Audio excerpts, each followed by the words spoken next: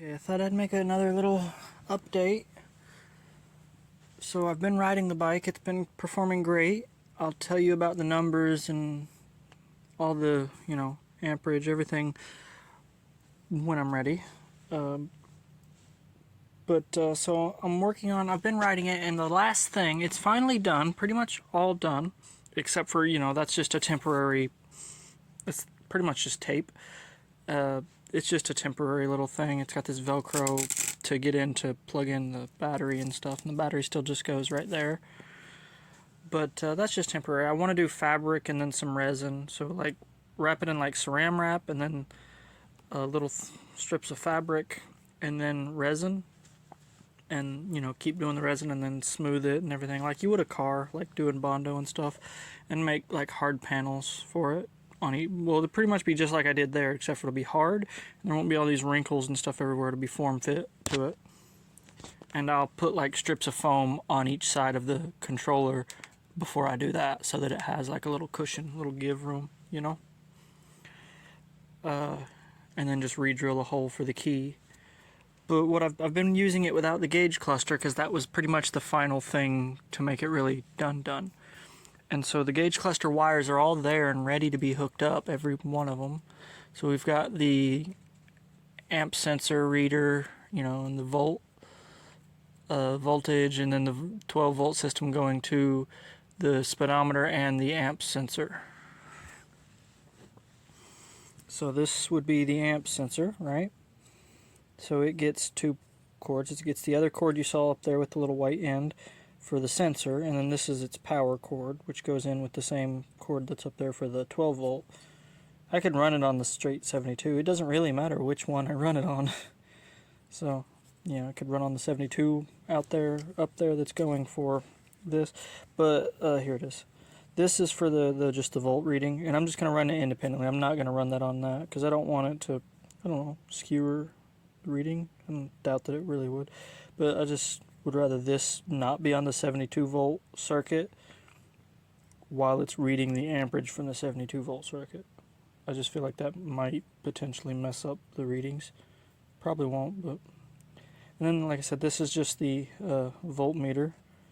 And I have this little tiny switch out of a light, like a flashlight kind of thing.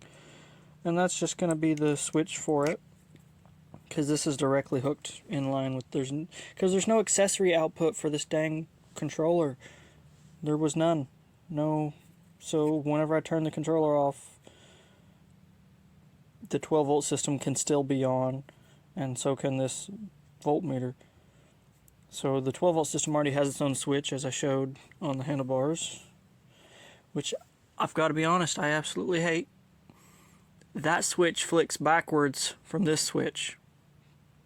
Like when this one's forward, as you can see it's forward, the circuit is off, it's open. When that one is forward, the circuit is closed. It's so annoying. It's counterintuitive. It's like, cause I don't know why, because when I look at them, just gotta say I hate it. It might not seem like a big deal, but to me, it is annoying.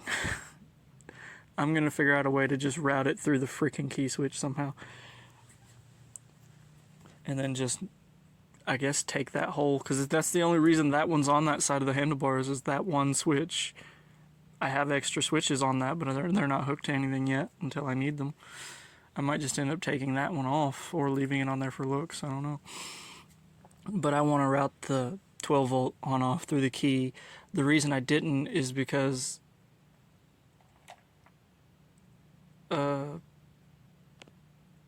I was worried that it would interfere with the controller. The key is just, this has a specific wire to hook to the positive side for the key. Maybe I should have just did. Okay, insert laughter here. I probably can just do that, which means I probably will. But anyways, so what I'm working on now is the cluster. Now that I finally today, just today, the reason this video is taking so long for me to put out, I just got the glue in because I'm cheap and this was like $4. Took forever. This was like 3 days late. And to me, that's a big deal. 3 days late. And it's got big air bubbles in there, so I clearly have less glue than I was supposed to. I also sucked a little bit of air in there, but that's about the same size they were before I even touched this thing. I took the sticker off to confirm that I wasn't getting lied to see how, because the sticker completely blocked. You can't see in there other than just at the tip. So I wanted to make sure I wasn't getting lied to, and I mean, I kind of wasn't, but these big air bubbles that kind of takes away how much you have in there, which I don't like. So, like I said, because I'm cheap and I'm reusing some of my old components, most of my old components, I'm gluing this way to it, because remember before, this speedometer had its own little mount that was on there, and it was designed to mount on the flat surface, and I kind of jerry-rigged it and taped it, zip-tied and taped and zip-tied and taped it to the center part there that holds the handlebars on, the stem. But I'm trying to do it a little bit better this time. I don't know if it's going to come out better or not. This is supposed to be really good glue, so it's like a two-part epoxy that's supposed to hold really, really good. We will see. I already proved that it takes longer than 5 minutes before it starts to set up and hold under its own weight. And these are little plastic parts that don't weigh nothing. I just sit there and hold them together for like 20 minutes. And now it's not going to fall over under its own weight. That one's got a drill battery kind of sitting on it. That's for the phone mount that broke, which I'm kind of glad it broke because it was kind of bulky and annoying to use. Where is it? Here it is. So this part's not broke. It was the go-between. It was, I forget what you call it. It was a little part that connected the two of them together and twisted and tightened and all that. That broke. And I thought about just cutting this off, cutting this flat, and then gluing it to that. But like I said, this is bulky and ugly. I don't really like it. It doesn't grip very well. It feels like you're about to freaking break something. You have to tighten this so much before it even starts to try to grip. And it still slips. So I don't like it. So I've got this metal thing that was originally for the headlight. Obviously I'm not using it for the headlight because headlights aren't on handlebars. But yeah, this was originally for the headlight, and so I've modified, well, I didn't modify the mount, these metal brackets. I didn't modify them at all. So the other one that's on there just has two holes. It has a little bit of flat right here and two holes in it for two little screws to go thread into it. And so, let's see. Yeah, I've also got tape on it too. I had to use the soldering iron and do a little bit of plastic melting and manipulating. Not really welding, but just like moving plastic out of my way. I might insert a little more glue there. Let me look around here. No, I might not have to. Looks pretty good so far. Okay. So yeah, so this just kind of clips on there. And so like I said, the screws go through that little clip and thread into this metal. Right? And so I had to put a slot in this phone mount itself for the heads of the screws. I had to manipulate this little clip part to take this and sit flush against it. And I clearly didn't get the slot big enough to slide this and lock it, but I messed up the little slots where they lock in place anyways. It would have never locked in place after me messing around with the soldering iron. Even if it did slide forward, it would have just been able to pop right off. So it doesn't really matter. The glue is all that would have been holding it anyways. So, yeah, that doesn't really matter. So, yeah, one review on this stuff said it took up to 24 hours or so for it to really set up good. So, I'm just going to leave it alone till about this time tomorrow. Anything that I glue today, I'm just going to leave it alone till about the same time tomorrow. And should work. And I'm also going to eventually, probably today or tomorrow, I don't know, plastic weld little lips, just little lips that stick up on these top, all across the top, and on both of these little teeth here, just to kind of catch my tablet a little better, because, well, this thing's more powerful and I don't mind taking it in more bumpy aggressive terrain. So yeah, I don't want my phone or tablet or whatever falling off. I don't know, really gonna put this glue to the test, I guess. But yeah, so had to break out my little table. Oh shit, I forgot. I've got the soldering iron on, so I got to do some stuff real quick. Alright, that's all. Okay, yeah, my soldering iron gets kind of way too hot if I leave it plugged in for very long, for more than like 10 minutes. Because it's really old and I don't think it's made for the, long-term being plugged with. That's not long-term, but like, I can't even touch from here down right now. So I used it real quick, got it done. Got a button put on this because it needed one. And so that's right where the button's going to go. It's right there. To turn it on and off. It's going to get glued down. And yeah, I unplugged my hot glue gun too because I'm not ready to do any. So the hot glue gun is out so that I can mix that stuff, put it on here, and then hot glue it down so I don't have to sit here and hold it anymore. So that's why I pulled that out. So I unplugged it, let it cool down for now because I'm just kind of taking my time with it, chilling. Not really in a hurry to get it done because it's going to take a while anyways once I do it. As long as I get it done today, it's still going to take a day. So it'd be tomorrow evening, the next day, So I'm not in a hurry to get it done as long as I get it done today. But yeah, so now I've got the switch. That was the last bit I think that I need to use the soldering iron for, so I can let it cool down. Let my inverter not have to power that, which that doesn't really drain the inverter that much. I don't remember, it's like a watt, I don't know. Probably says on it. These little things, this is only my second one I've had in like 10 years. The first one I had lasted a very, very long time, and I might even do the same thing to this that I did to it, is cut the wire on one and put a switch right here next to the handle. I did that on my first one. It was a little red one from like Walmart. This one's from Harbor Freight, but it was the same exact thing. They're a dime a dozen. But this one's lasted me a little longer than the other one, and I've really been harder on this one, I think. I think the other one didn't really go bad. I think I just took it apart for shits and giggles. I'm not sure. Either that or it actually did go bad and then I took it apart. I don't remember. But it lasted me like 3 years. I've had this one for, I don't know, 4, maybe 5 now. It's been, within the past, since I was like 20 or so, I've had just 2 soldering irons. So yeah. I don't really recommend these cheap ones though. I mean, it works for me, but I don't like it. Like I said, it doesn't come with a switch. It gets too hot to touch. It just works, but it's not ideal. I'd rather have one that's a little better. But whatever. I've had that little hot glue gun for ages and ages now. I don't know, maybe a few years. 2, maybe 3. More like 3, yeah. I cut that off for something. It was to get it into a tight space, but I don't remember what for. But yeah, it's just a little cheapo. And these things, just like with the soldering iron, the longer you leave them turned on, the hotter they get. Well, they're only so many watts to an extent, but the better they work, the more.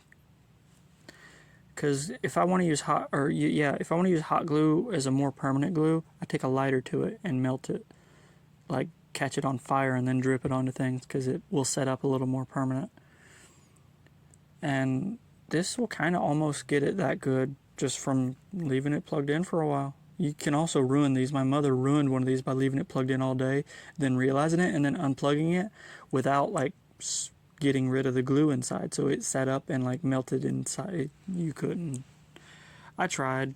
I poked and prodded and couldn't get it to where I could get a whole stick to go into it anymore. You could get glue stuff to pass through it, but you couldn't get a stick to go into it. The only way to fix that is just leave it plugged in all damn day again. But Those are like $2, $3 at the dollar store. So she just threw it away. And I already had one, so I didn't feel the need to keep it and try and fix it for myself. Anyways, I ramble a lot. Got that done, that's all. I just wanted to show that. That's the switch out of like a little light. Actually, it's the same switch out of the first iteration of my overhead light that I built. It didn't use those same LEDs though, but it was the first version. It used lights from the Dollar Tree. So this is just a little switch from a LED from the Dollar Tree. So, and I saved all the switches out of those that I tore apart. That one didn't actually use a conventional switch. It literally just, well, I mean, it was a switch, but the switch was the housing. The housing was the switch. It's one of those. Now, on this, you would think the housing was the switch because you push the whole light itself down, like the lens and everything you push down to do it. But this was just underneath of all that. So on that one, it looked like a light switch, like a jumbo-sized rocker switch. But that was part of the housing, and then it just literally, the wire was connected to part of that didn't move, and the part that didn't move was the other part of the circuit. I mean, it's just like a switch, but it was the whole housing was the switch. So there was nothing to save. This one was an independent standalone switch, and there's a bunch of them. So I think I have 4, maybe 5, I don't remember. But yeah, that's pretty much it. I'm gonna get back to it. Okay, so the glue is set up enough on these to where I can show them a little better. So this is my new and improved phone mount. So this is just my old phone mount, which you've seen on my old e-bike. You know, it's a pretty good one. I like it. That's why I'm continuing to use it. And if you remember, I had to use a hardening putty to reinforce the neck, the pivoting arm of it, because it felt a little flimsy to me. And so that did a good trick for it, made it, you know, stronger. But when I went to put it on this one, obviously it was locked in a position. I couldn't angle it up, down, this way or that way. All I could do was angle it at the handlebar, right? And it was at a weird twisted position that was right for the old handlebars. And so this one different, so it required a different position. So when I went to try and kind of force that putty off of it and do it, it obviously broke it because, you know, it was on there pretty good. So I had to come up with a new solution, and I didn't really like that whole arm anyways. It was ugly and bulky and just felt weak. So I built this, you know, like I said a while ago. It's leftover parts out of the headlight mount, but since I didn't mount the headlights on handlebars, or the headlight on handlebars, just leftover, unused. So yeah, this is aluminum, you know, threaded on this part, and 2 little threaded bits there and a flat side there. Just kind of goes into this, and this used to have a big round part where the ball kind of presses into, and then a threaded collar around. I took the soldering iron, took all that off, and then kind of melted it down to make a little block for this to sit on, and then stuck this on there, shoved the soldering iron through the 2 holes to poke some spots, and then, you know, made the holes and cut out a little slot in this itself. That's why you see that is like that, because, you know, I poked at it a little bit. Luckily I didn't plastic weld it to this. That would have sucked. Cut little slots for the heads of the screws that go into this, and then it's 2-part epoxy down. It's finally set up enough where I can fiddle with it. It seems like it's on there pretty good. I'm not really going to try and put any pressure or do anything with it till 24 hours. And that is together. There's another part to this that I still haven't bought. I don't have the money. It's only like $10, but I'm kind of broke at the moment. But it's another little part, and that will allow me to have more pivot, and it brings this up off. This won't be mounted to the handlebar.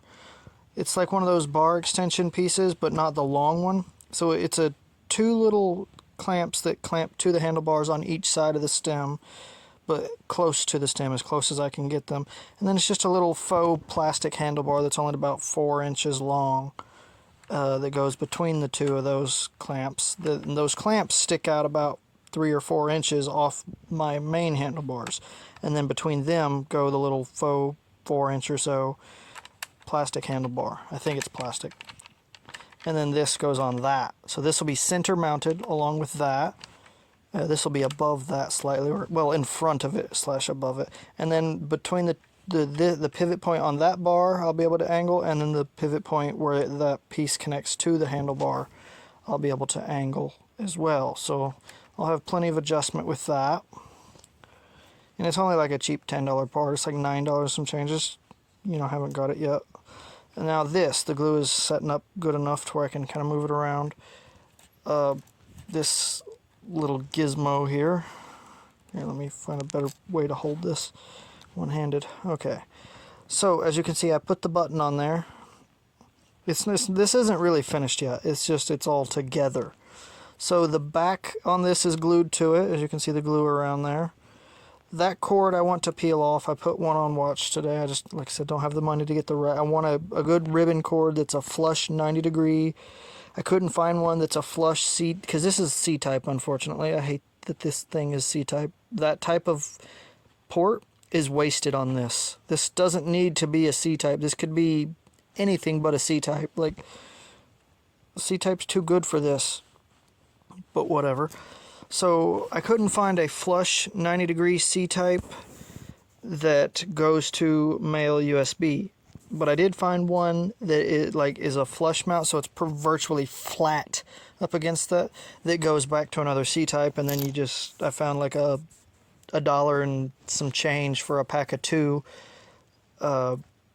female C-type to male USB. So it would just plug into that, glue them together, and then it's just a little 4-inch ribbon, which is it's actually shorter than this, thankfully. And yeah, so then it would just plug into the converter, which is laying right there. I'm not going to mount that on the back of this like I was thinking. I'm going to mount it just at the end of the frame where the wiring harness comes out. It'll be hidden inside there. The stuff's long enough. I measured it'd be better. It'll look better. So there's that. So that's just temporarily on there like that. But this is what's going to mount it to the stem. And this is the only one I had that would be able to mount it to the stem. So this goes on the center of the stem, right like that. So I might end up having to cut that bolt shorter, I don't remember. I sized it up to make sure this would go around the stem and actually get tight. I just don't remember if the bolt was too long or not. So, but yeah. So that glue's setting up pretty good, and it's on there like that. So that'll be nice to mount. And this Frankenstein gauge cluster, eventually I'm going to pot that with just hot glue, and then I'm going to take black JB Weld, I think, maybe, and just cover and reinforce and cover everything and go around this, I think, and stuff. I don't know, because you can like manipulate JB Weld and make it look better, I think. So, I don't know. I do want to make it look better. It's not finished, like, until it actually looks good. So once the back is all waterproofed and covered up and it all looks good, then it'll be finished. So who knows when I'll get around to it. It's functional now. I could just wire this up and this set works. Like, I'm ready to just wire it all up. I'm just getting ready to go to bed, though. I'm not going to do it tonight. But yeah, so that's pretty much it. So it's nice. The only reason I had to put the switch on the amp meter, or no, that's not the amp meter, that's the voltmeter. So the voltmeter has its own switch because it feeds directly off the wire that the battery plugs into, like I said, because there's no accessory power coming out of my controller. It's a 1500 watt 72 volt controller that it's just I don't know, it's not that great. The only thing I'm happy about is that it has cruise control, because I've downgraded to a thumb throttle because it was easiest to make a mechanical governor. It was harder to modify the twist grip to make a mechanical governor, something that stops the throttle from twisting so far.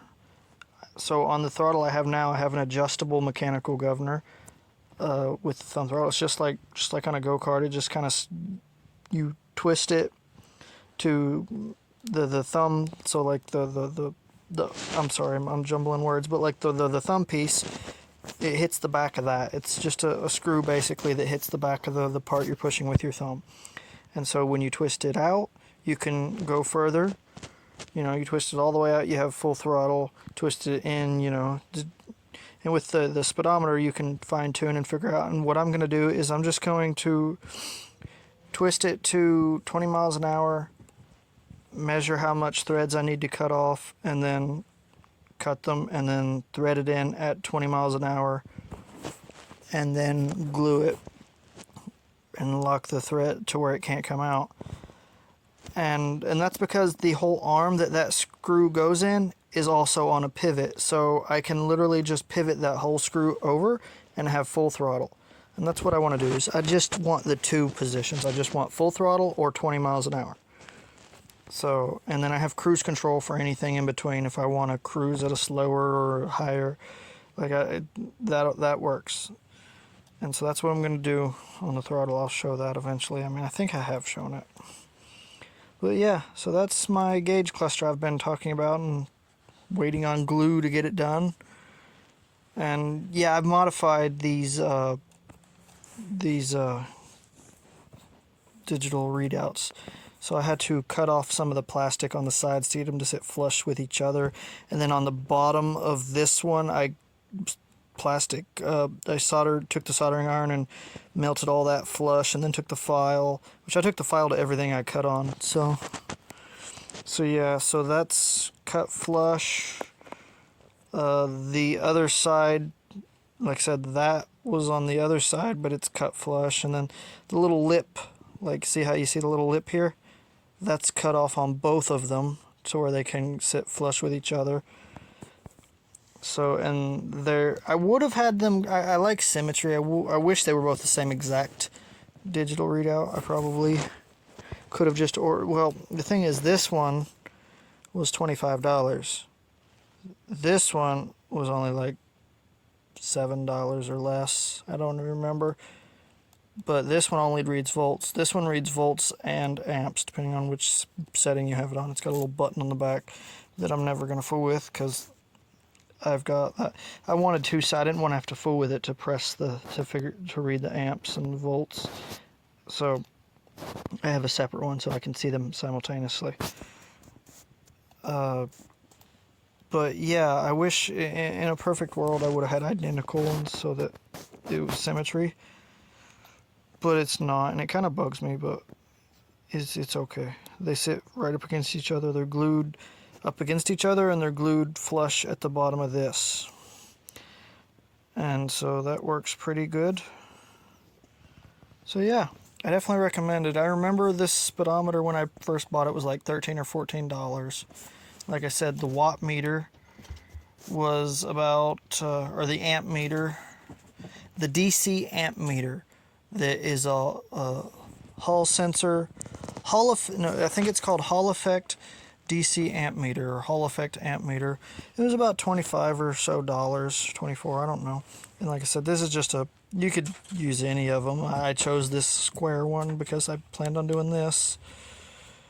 You could pick a round one, whatever, it doesn't really matter. It just depends on how you want to mount it, which one you get, really. And I chose to put a switch on it just because, like, whenever I go into the store, 'cause mine, where I live in an RV and stuff, I'm always going to have the battery off of it and bring it in whenever it's parked here, once I start putting it on the back rack and everything. Once this gets on it and I finish it, it will be parked on the back rack all the time and not in here. And the battery will come in here, so I didn't really need to worry about it like here, but like whenever I'm going into a store and I want to leave the battery on it, I wanted to make sure this could be shut off. So the only thing that will have power is the security system. So yeah, but that's all. That's pretty much it. I'll show you more probably tomorrow. Okay, so I wanted to update and show. So it's the next day and the glue's all set up. So the glue set up pretty good on this, but for good measure I went through and used some old scrap cut off ends from zip ties as filler plastic and plastic welded all the way around it as well. So that shouldn't go anywhere, should be pretty good. So that's the phone mount. Yep. Works pretty good. That's pretty solid. Quite pleased with that. And then there's this. Can't move it too much. I just did this. I had to remake the mount. Well, I had to reattach the mount in a different way. Once it's set up enough to where I could size it up on the bike, I realized that this being right up on the mount, directly mounted to it, was too close because of the part that holds the handlebars to the stem was hitting up against this. It was too close. So I took it back apart before the glue set up too good and made this. And I came up with the idea to make it like this last night. I didn't want to run the soldering iron at night too much because battery power and all. So yeah, I did this today, just this morning, a little bit ago. So I made that, plastic welded it on the bike because, you know, as that gets tightened around the stem's not quite a circle, it's a weird hexagon or some weird shape. So I did it on the bike because the plastic gets like warped out of shape. So I plastic welded that circular piece onto the clamp on the stem while it was tightened. And then once it cooled off, I took it off and then plastic welded the other end onto this, and then I put some glue in there, the 2-part resin inside of it, swirled it around, and it's on the outside just to kind of help. I know it works better if you got like 2 things clamping down, but like I'm pretty sure this is going to help too. And I'm going to, once this cures enough to where I can flip it over, I'm going to put it on the inside on the other side. And then there was like a hole there I filled with hot glue as well, just as a filler to keep the stuff from coming out when I go to do that. So I'm happy with that. That's going to work pretty good. I hope, honestly, I hope. And yeah, it was quite difficult. At first I was worried that this would never sit right at this point, like centered like that on the stem, because whenever you go to tighten it all the way, it wants to like buckle this way, where that's not a circle. It's like a weird, like I said, stop sign shape or something. I don't know what shape it is. I didn't count the sides, but it's got corners, that's for damn sure. And so when you go to tighten it, it wants to like buckle like this. It didn't want to sit like this, and I hate not symmetry, so, well, this isn't going to, because the bolt only goes in one side anyways to tighten it, but I would hate it if I had to end up mounting this crooked to that just to get this to sit square with the frame, and then that ends up being not square. Oh, it would be so annoying. So like I said, I tightened it and got it to where it warps the plastic enough and sits the way I want it to, and then plastic welded this on. And yeah, it should be pretty good. We'll see. Hopefully it doesn't just like fall apart. I don't think it's going to. I think I did a pretty good job. I mean, I've plastic welded this kind of plastic before.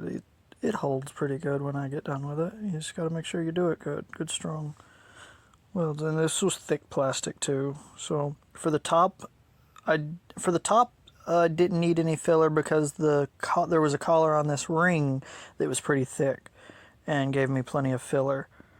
And for the bottom, there was a collar on this circle that I used as a spacer. There was like a built-in really thick ring of plastic there that I used as filler too. So I didn't need to use any filler there. The only thing I used filler for was on the phone mount, and I used just pieces of black zip tie, cut off pieces, same type of plastic.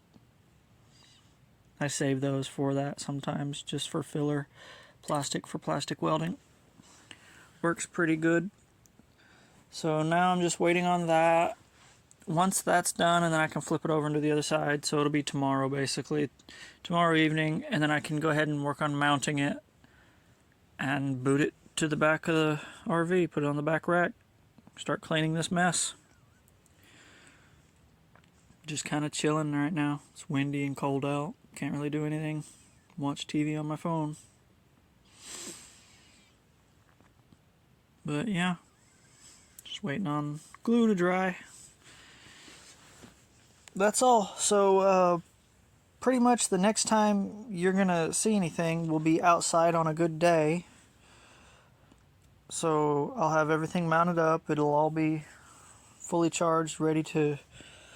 We'll talk numbers, you know, speed, how many amps, all that stuff. And you get to see a little bit of it going and whatnot. So, yeah, who knows when that video will be. It might be a little bit longer till that video comes out. But yeah, like, subscribe, let me know what you think, leave a comment. That'll be all for now, so that's all.